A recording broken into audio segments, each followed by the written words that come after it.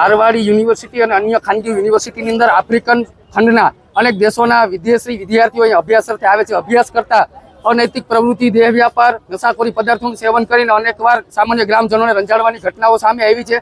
ક્યાંક ને ક્યાંક ખાનગી યુનિવર્સિટી પોતાના સ્વાર્થ માટે વિદેશી વિદ્યાર્થીઓને અહીંયા લઈ આવે છે, પરંતુ આ વિદ્યાર્થીઓ સમાજની અંદર દૂષણ ફેલાવે છે, દેહ વ્યાપાર ખુલ્લેઆમ કરે છે, ઓનલાઈન એપ્લિકેશનો, ઇન્સ્ટાગ્રામ, વોટ્સઅપ, ફેસબુકની અંદર ખુલ્લેઆમ ધંધાઓ કરે છે અને તેમ છતાં તંત્ર કોઈ જાતની કાર્યવાહી નથી કરતી। ખાનગી યુનિવર્સિટીની અંદર આપણા રાજ્ય અને આપણા દેશની બેન દીકરીઓ અભ્યાસ કરે છે।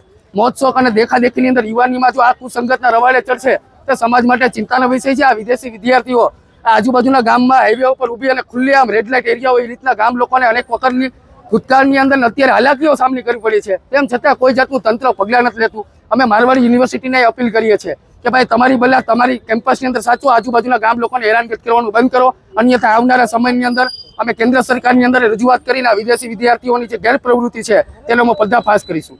મારું નામ ઝાલા સિદ્ધરાજ છે। અમે એ રજૂઆત કરવા આવ્યા છીએ કે અમે રતન પર રહીએ છીએ, તો હવે અહીંયા મારવાડીના સ્ટુડન્ટ જે વિદેશમાંથી આવે છે એ લોકો આખી રાત રખડતા હોય છે, ટૂંકા કપડાં પહેરીને રખડતા હોય છે છોકરા છોકરીઓ, અને એ લોકો રૂમ ભાડે રાખે છે, તો ભાડે રાખીને એમાં છોકરા છોકરીઓ બધા સાથે રહેતા હોય છે। તો અમારે ત્યાં છોકરાઓ અમારા એ જોઈને શું કલ્ચર શીખે, અને અમારા સાથે પાસે દુર્વ્યવહાર કરે છે, રાત આખી રખડે છે, નશાના પદાર્થનો ઇસ્તેમાલ કરે છે, અને રિક્ષાઓમાં ગાડીઓમાં અવારનવાર બીજાની સાથે રખડતા હોય। અમને ખબર છે એ લોકો શું કરે છે, પણ એ જોઈને અમારા છોકરાઓ શું શીખે? એટલે અમારી એક જ માંગ છે કે અમારી સાથે આ અવારનવાર મારપીટના પણ બનાવ બન્યા છે, અમે એની સાથે કાંઈ નથી કરી શકતા કેમ કે એ લોકો વિદેશના છે। આપણે કાનૂનમાં ઘણું બધું અહીંયા કરે પછી આગળ બહુ અમારે આગળ ઓલું કરવું પડે છે। એટલે અમારી એ જ રિક્વેસ્ટ છે કે એમને મારવાડીના સ્ટુડન્ટને રહેવાની સુવિધા મારવાડીની અંદર થવી જોઈએ, રતનપર ગામમાં કે સોસાયટીઓમાં પરમિશન ના મળવી જોઈએ। હા, અમારા સાથે એમને લોકો હાથ ઊંચા ઉપાડ્યા હતા, પણ અમે ઘણી બધી એને સમજાવવાની કોશિશ કરી, પણ એ આપણી ભાષા સમજતા નથી, આપણે એમની લેંગ્વેજ સમજી નથી શકતા।